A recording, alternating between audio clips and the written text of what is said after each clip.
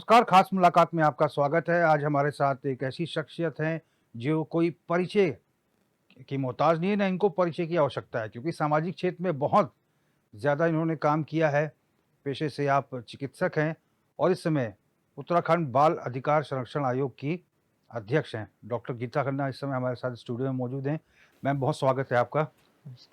Ma'am, सबसे पहला सवाल तो मेरा आपसे यही रहेगा कि अभी नवंबर में 2 साल का कार्यकाल बतौर अध्यक्ष आपने पूरा किया है और कैसा रहा ये अनुभव?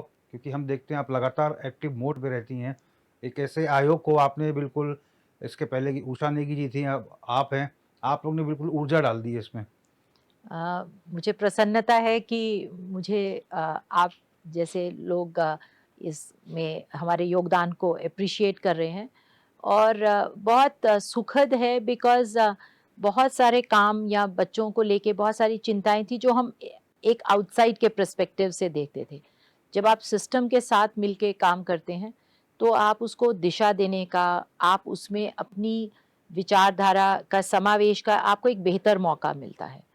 और जब आपको किसी भी चाहे वो सरकार है, हमारी अ, अ, पार्टी है, उन्होंने अगर हमें एक मौका दिया है तो उसमें अपनी बेस्ट डालना आई थिंक हम सभी का कर्तव्य होता है और हम कोशिश कर रहे हैं कि बाल आयोग के अधिकारों की जो बात है वो सर्वव्यापी हो जाए, हर कोई जाने, स्पेशली सारे स्टेक होल्डर्स। अभी बच्चों को से लेकर बड़ों तक और पंचायत से लेके भारत सरकार तक हर जगह इसका चर्चा होना, क्योंकि जब चर्चा होगा तो समस्याएं अ, चर्चित होंगी, उसका समाधान पे काम होगा और ज़रूर हम इसमें प्रगति करेंगे।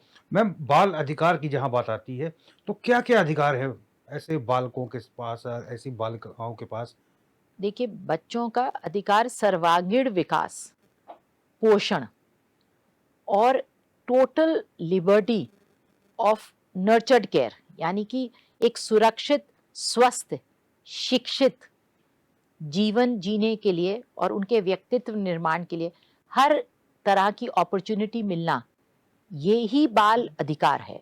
टू एक सेंटेंस में अगर मैं कहूँ तो हमारा जो लाइन डिपार्टमेंट्स हो जाते हैं वो हो गया शिक्षा, स्वास्थ्य, समाज कल्याण, पुलिस, लॉ एंड ऑर्डर ना, क्योंकि हमें child in need of care and protection हम जो देखते हैं, चाहे वो किसी कारण से अनाथ हो गया है बच्चा, माता पिता को खो चुका है या माता पिता उसके पालन पोषण में भी अगर सक्षम नहीं है, किसी भी तरह की प्रताड़ना का शिकार है, तो उसकी सुरक्षा की जिम्मेदारी हमारी है, सरकार की है। और सरकार की तरफ से हम वो आंख और कान बनाए जाते हैं जिसको ये सुनिश्चित करना है कि सभी लाइन डिपार्टमेंट्स बच्चों के प्रति अपने कर्तव्यों का निर्वहन पूर्णतः सही रूप से कर रहे हैं। मैम, कोविड काल के दौरान हमने देखा है कि बहुत सारे ऐसे छोटे बच्चे और ऐसी बालिकाएँ, जिन्होंने अपने माता-पिता दोनों को खो दिया और ऐसे समय में आप अध्यक्ष बनी उत्तराखंड बाल अधिकार संरक्षण आयोग की, जब ये समय देखने को मिल रहा है देश और दुनिया में। ऐसे बच्चों के लिए आयोग के द्वारा क्या किया जा रहा है मैम? देखिए, आयोग को सिर्फ उसमें भारत सरकार की विजन को इंश्योर करना था। आई थिंक हम जैसा देश, जो प्रधानमंत्री मोदी जी ने इन बच्चों के लिए जो भी हमारा कोविड काल में एक पीएम फंड बनाया गया था कोविड रिलीफ का, उसका जितना भी बचा हुआ कॉर्पस था वो इन बच्चों के लिए ट्रांसफर कर दिया। और सभी वो बच्चे जिनके माता पिता कोविड में मृत्यु का ग्रास हुए, उनको उस पोर्टल पे लाकर एक-एक बच्चे को आइडेंटिफ़ाई किया गया। यदि उसका कोई अभिभावक स्वेच्छा से उसकी देखरेख करने को तैयार था, तो उनको प्रतिमाह वो स्पॉन्सरशिप का पैसा मिल रहा है और प्रॉपर ट्रैकिंग हो रही है एक-एक बच्चे की। आई थिंक ऐसा किसी और राष्ट्र में नहीं हो पाया। हमारे प्रधानमंत्री हर छोटी से बड़ी बात का बच्चों को लेके जिस तरह से चिंतन करते हैं, जिस तरह की उनकी उनके प्रति एक स्नेह है, उसने कोविड काल में जो भी प्रभाव, अब बच्चे के माता-पिता चले गए, वो लॉस हो तो शायद कोई पूरा नहीं कर सकता।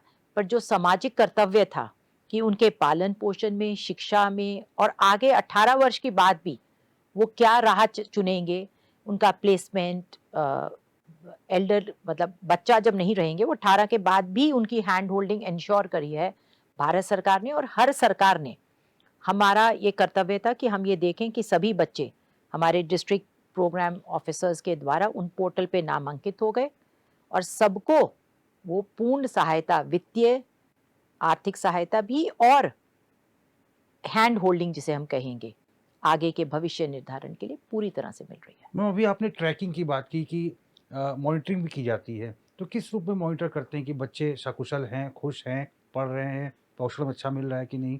कैसे ट्रैकिंग करते हैं मैम? पोर्टल पे रेगुलर एंट्रीज हो रही हैं और जो अभिभावक हैं जिनके पास पैसा ट्रांसफर होता है उनका समय समय पर एक जैसे कहना चाहिए मूल्यांकन उनकी परवरिश का होता रहता है, बच्चों से संवाद स्थापित होता रहता है। ये सब डिस्ट्रिक्ट लेवल पे प्रोग्राम ऑफिस, क्योंकि वो उनको एक रिपोर्ट तैयार करके डालनी होती है, उसमें सैंपल डालना होता है कि कितनों से बात करी, कितना के घर विजिट करा। सो आई थिंक इस तरह का सोशल रीच हमारे देश ने पहले कभी नहीं देखी थी। हमने बहुत सुना था वेस्ट में, देयर वर सोशल एजेंसीज जो बच्चों के रख रखाव की चिंता के लिए विजिट करते हैं डोर टू डोर, पर हमारे यहाँ कोविड के बाद तो उसको इतनी सुंदर तरीके से सुनिश्चित किया गया और अब तो मिशन वात्सल्य को एक्सपैंड करके उन्होंने हर बच्चा, इन चाहे वो कोविड की वजह से या किसी भी कारण से, यदि बच्चा अभिभावक नहीं पाल पा रहे हैं या वो ऑर्फनेज में है, सड़क पे पाया गया, भीख मांग रहा था, तो CWC के द्वारा अगर रेफर हो गया, CWC यानी कि चाइल्ड वेलफेयर कमेटी जो डिस्ट्रिक्ट लेवल पे हमारी बॉडी होती है, सो एवरी चाइल्ड उसको वात्सल्य में इंश्योर किया जा रहा है। उसके कागज नहीं है तो उस कागज के लिए भी फिर वो डिस्ट्रिक्ट अथॉरिटीज ही काम कर रही हैं। यहाँ तक कि हमारे कुछ सीमांत इलाके हैं जो जैसे किसी और देश से लगते हैं, नेपाल मूल के बच्चे आ जाते हैं, तो हम उनको भी संरक्षण और सुरक्षा प्रदान कर रहे हैं।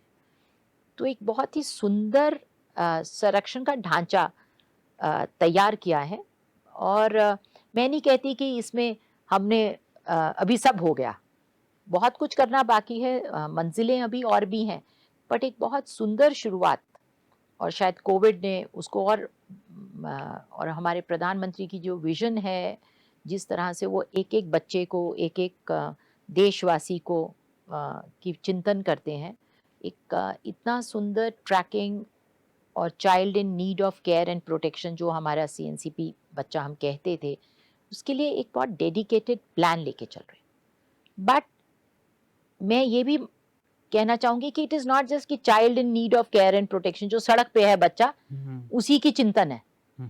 जो बच्चा एक बहुत ऊंचे आर्थिक रूप से बहुत संपन्न परिवार से है, उसके बारे में भी चिंतन करना है। शिक्षण संस्थान पे उसके साथ कोई शोषण नहीं हो रहा है, मानसिक तनाव से तो नहीं गुजर रहा है, उसको पढ़ाई का बोझ, उसके स्कूल का बस्ता, उसके विद्यालय का कैसा वातावरण है, उसके आसपास कोई उसे बरगला तो नहीं रहा है, क्या वो नशे का शिकार तो नहीं हो रहा है, क्या साइबर क्राइम की गिरफ्त में तो नहीं है, सेक्सुअल बुलिंग तो नहीं हो रही है। तो ऐसा नहीं है कि आर्थिक रूप से जो कमजोर है या जो वंचित है माता पिता के स्नेह से, वही बच्चों का ध्यान रखना है हमें। वो क्षेत्र बहुत विस्तृत है, हर बच्चा मेरे हिसाब से, क्योंकि is in need of care and protection. माता पिता हैं, संरक्षण है, बट सबको उस बारे में सचेत करना, सारे stakeholders, teachers, doctors, panchayat, lawyers, police, समाज कल्याण अधिकारी, हमारा पॉलिटिकल सिस्टम, हमारी जुडिशरी, सबका चिंतन बच्चों को लेके एक अलग लेवल पे हो, ये बहुत ज़रूरी है। मैम, जैसा कि मुख्यमंत्री कहते हैं कि 2025 तक हम चाहते हैं कि नशा मुक्त उत्तराखंड हो, और चूंकि बहुत सारे ऐसे बच्चे हैं जो नशे की गिरफ्त में भी आ जाते हैं, जो युवा नहीं हैं, 18 वर्ष से कम है, ऐसे बच्चों को कैसे चिन्हित करते हैं आप लोग, और कैसे लोग उनकी सूचना आप तक दे सकते हैं जो बच्चे ऐसे भटक गए हैं राह? देखिए, यही अभी जैसे मैंने कहा ना कि ऐसा नहीं कि आर्थिक रूप से संपन्न है तो उसकी चिंता नहीं करनी है। शायद मैंने ये नशा वर्ड छूट गया था मुझसे, ये बहुत बड़ा है, एक बहुत ही बड़ी समस्या है और इसके लिए एक joint action plan against drug abuse NCPCR और सारे स्टेट कमीशंस के तत्वाधान में चल रहा है। इसमें हर विद्यालय में हमें एक प्रहरी क्लब का फॉर्मेशन करना है। प्रहरी क्लब यानी पीयर, यानी कि मेरा साथी। तो हम आंक मतलब टीचर आंक पाए ना आंक पाए, माता पिता शायद मिस कर जाएं, लेकिन आसपास के बच्चे जरूर आइडेंटिफाई कर लेते हैं कि कौन बच्चा सडनली अब बहुत सो रहा है, या उसकी संगति कहीं गलत हो रही है, या वो मुझसे पैसे मांग रहा था, तुझसे पैसे मांग रहा था, या हमारे बस्ते से चोरी हो रही है। तो पीयर ग्रुप, उसे हम प्रहरी कह रहे हैं, जब हम अपने साथियों के ऊपर नजर रखने के लिए ये पीयर ग्रुप फॉर्मेशन हो रहा है। और विद्यालयों में तो ये पीयर ग्रुप जो हैं उन टीचर्स के लिए एक कहना चाहिए ना स्पाई एजेंट का काम कर रहे हैं, जो एक सिर्फ एक पॉजिटिव भूमिका निभाएंगे कि किस बच्चे की तरफ आपको नजर रखना जरूरी है।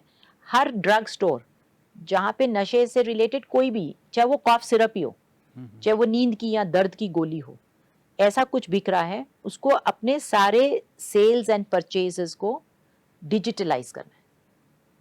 वहां पर एक कैमरे का होना बहुत जरूरी है।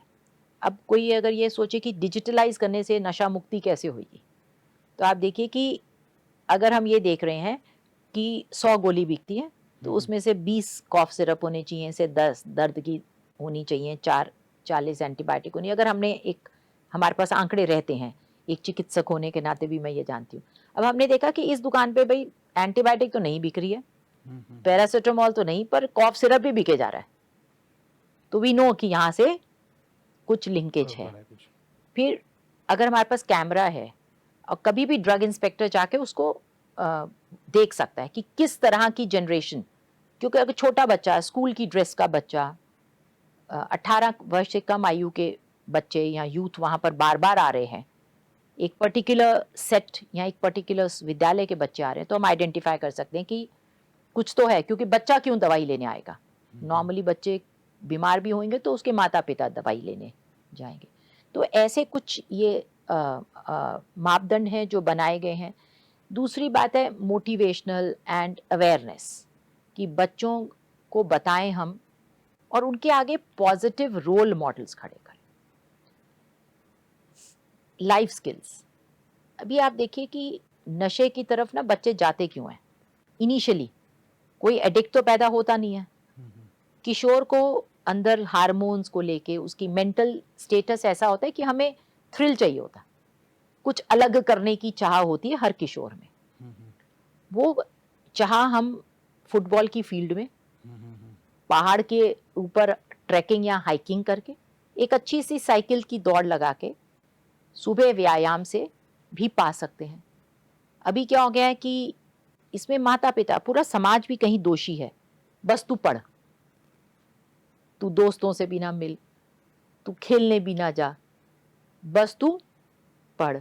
वो पढ़ रहा है या नहीं पढ़ रहा, वो कमरे में बैठ के फिर कहीं फेसबुक या और थ्रिल के लिए क्या कर रहा है कि दो दोस्तों ने उसको कश लगाते हुए दिखे, उसने कहा मैं भी ट्राई करता हूँ। शुरुआत तो एक्सपेरिमेंटेशन से होती है।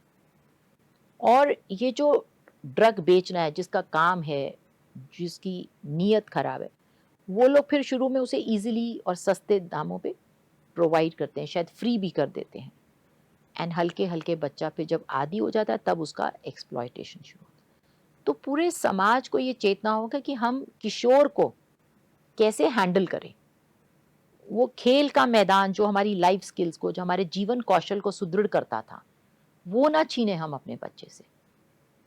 पढ़ाई बहुत जरूरी है, एकाग्रता बहुत जरूरी है, लेकिन एकांत बहुत बुरा है एक किशोर के लिए।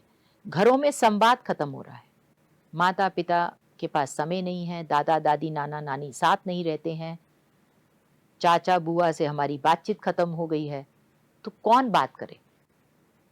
तो फिर बच्चा बाहर की तरफ देखता है और कहीं वो, तो अगर हम किसी भी बच्चे का टीचर, एज अ टीचर से, मैं अगर एक टीचर हूं, तो मुझे क्या देखने कि अचानक एक बच्चा बहुत सो रहा है क्लास में, या बहुत अग्रेसिव हो गया है, बड़े अच्छे नंबर लाता था, अभी उसके ग्रेड्स स्लिप कर रहे हैं, आपको उसके बिहेवियर से या बातों से लगता है कि वो अवसाद में है, तो जरूर तह तक जाएं, पेरेंट्स को इन्फॉर्म करें।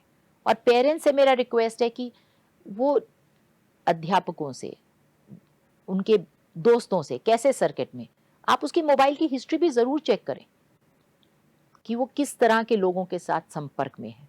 अगर आपके घर से कुछ सामान गायब होने लगा है, तो आप अपने घर के नौकर पे ही शक ना करें, जानने की कोशिश करें कि क्या हो रहा है, क्यों हो रहा है। एक सामाजिक नागरिक होने के नाते हम अपने पड़ोस के बच्चे को भी उतने ही चिंता से देखें जैसे जैसा कि अपने जैसा पहले होता था कि ये पड़ोस की आंटी भी, जबकि हम उसको फिर प्राइंग आंटी कहते थे, क्या मतलब क्या ना, वो सबकी खबर ही रखती रहती हैं, बट देखिए वो एक प्रहरी भी थी घर में। जब मम्मी काम पे है तो कौन आता है कौन जाता है, ये बच्चा कहाँ रेगुलरली बाहर जा रहा है, ये कोने में रात को खड़ा होके क्या करता है, ये रोज 7 बजे वहां किन लोगों के साथ। तो एक सामाजिक दृष्टि से भी हम सभी को चेतना होगा, तभी हम इसका जड़ से निवारण कर सकेंगे। और positive lifestyle, positive role models को अपने सामने, एक्स्ट्रा करिकुलर एक्टिविटीज, तो जीवन कौशल को जैसे जैसे बिल्डअप करेंगे, ये बच्चे नहीं जाएंगे इस डायरेक्शन में। चलिए, खास मुलाकात में फिलहाल वक्त हो चला है छोटे से ब्रेक का। ब्रेक के बाद भी डॉक्टर गीता खन्ना से बातचीत का सिलसिला जारी रहेगा। ब्रेक के बाद खास मुलाकात में आपका स्वागत है। हमारे साथ डॉक्टर गीता खन्ना है, जो उत्तराखंड बाल अधिकार संरक्षण आयोग की अध्यक्ष हैं। बातचीत का सिलसिला हम आगे बढ़ाएंगे। मैम, अभी पिछले वर्ष ही मुख्यमंत्री भी आए थे इस कार्यक्रम में। एक आयोग का पॉस्को एक्ट को लेकर एक वर्कशॉप हुई थी। क्या रहा उस वर्कशॉप में, और इस पॉस्को एक्ट में क्या क्या चीज़ें रहेंगी? देखिए, पॉक्सो हमने एक बहुत ही, जब घृणित कुछ हुआ था हमारे देश में, एक जागृति आई, सब लोगों ने डिमांड करी और एक बहुत ही सख्त कानून बनाया हमने। किशोर किशोरी दोनों बच्चों के जो उनका एडल्ट एज से पहले किसी भी तरह के यौन शोषण का शिकार हो या यौन संबंधित सामग्री, वो भी पॉक्सो में आ जाती है। और इसकी अच्छी बात यह है कि इसमें एस्केप रूट्स बहुत कम है और ये जेंडर न्यूट्रल है लड़का लड़की के लिए। और अवेयरनेस लाना, तो पॉक्सो के बारे में जब हम बात करते हैं तो हम हर बच्चे को उसके अधिकारों के प्रति ये सचेत कर रहे हैं कि तुम्हारे को सुनने वाला कोई है और तुम्हारे लिए एक बहुत सख्त कानून है। स्टेक होल्डर्स को भी हम ये बताना चाहते हैं। तो हम चाहते हैं कि हर नागरिक जे एक्ट के बारे में, पॉक्सो के बारे में, चाइल्ड मैरिज एक्ट के बारे में, इन सब के बारे में जाने, क्योंकि जब हम जानते हैं तभी वो सेंसिटाइजेशन आती है कि एक माइनर के साथ अगर इस तरह का इंसिडेंस होता है तो हमारे पास क्या क्या उसके एस्केप्स हैं। पॉक्सो में बहुत ही एक सुंदर ढांचा है जिसमें बच्चे की total, from the incidents to medical examination, क्योंकि कैसे कौन सुनेगा, उसको कोर्ट तो बार बार नहीं जाना पड़ेगा, उसका हरासमेंट तो नहीं होगा, और इवन केस के लिए उसका जो है आर्थिक मदद रहेगी। एक निर्धारित trained police officer and medical officer ही उस तरह से जांच करेंगे। तो पॉक्सो के बहुत ही एक स्ट्रक्चर्ड अधिनियम है जो हमारे बच्चों को और बच्चियों को यौन शोषण के प्रति उनको सुरक्षा प्रदान करता है। मैम, अमूमन हम देखते हैं कि स्कूल कॉलेजों में जो बच्चे रहते हैं, कई बार स्कूलों में भी इस प्रकार की गतिविधियां होती हैं जो बच्चों के साथ नहीं होनी चाहिए। तो ऐसे विद्यालयों पे क्या आप लोग औचक निरीक्षण करते हैं? बिल्कुल, हमारा एक काम का बहुत बड़ा सेक्टर निरीक्षण करना है। जहाँ भी बच्चा है, चाहे वो विद्यालय हो, चाहे वो अस्पताल हो, जहाँ डिलीवरी होती है, नवजात है, स्कूल है, सरकारी स्कूल है या प्राइवेट स्कूल है, ऑर्फनेज है, कोई दिव्यांग या रिफॉर्म हाउस भी है जे एक्ट में, जो बच्चे सजा हैं उनके भी रिफॉर्म होम्स हैं। सभी जगह हम लोग जाते हैं। और आपने जैसे ये पॉक्सो वर्कशॉप की बात करी, तो हम सभी डिस्ट्रिक्ट्स में जाके सारे डिस्ट्रिक्ट के स्टेक होल्डर्स, ये जो हमारे लाइन डिपार्टमेंट्स 5 मैंने बताए, इन विभागों के अपने जिला स्तरीय सब अधिकारियों के साथ बैठकें कर रहे हैं और उनके से भी विचार विमर्श कर रहे हैं कि उन्हें कितना मालूम है, उनके इलाके में, उनके जिले में कितना प्रतिशत का किस तरह के शिकायतें हमें आ रही हैं, और सेंसिटाइज करने की कोशिश कर रहे हैं। एक मटेरियल क्रिएट कर रहे हैं जो कि हम बांट के आते हैं अपने आयोग की तरफ से, जिसमें हमने से पॉक्सो के ऊपर 10 बिंदु एक सरल भाषा में विद्यालयों को बताने कि आप गुड टच बैड टच, और बच्चों को मोटिवेट कर रहे हैं हम कि आप कहिए, कहने के लिए, क्योंकि जब बच्चा कहेगा, कोई सुनेगा तो वो कहने की हिम्मत जरूर करेगा, और जब बच्चे कहेंगे, हम सुनेंगे, समाज की तरफ से कोई एक्शन होगा, तो मुझे पूर्ण विश्वास है कि हमारे जो समाज में बच्चों के प्रति असंवेदनशीलता आ रही थी, वो जरूर कम होगी, उनके प्रति अपराध की जो दर है वो घटेगी। धन्यवाद मैम। फिलहाल चर्चा में फिलहाल बस इतना ही, और हम कोशिश करेंगे कि एक बार फिर से आप हमारे स्टूडियो में आएँ तो एक लंबी चौड़ी विस्तृत चर्चा आपसे इस बारे में करेंगे। तो खास मुलाकात में आज हमारे साथ थी उत्तराखंड बाल अधिकार संरक्षण आयोग की अध्यक्ष डॉक्टर गीता खन्ना।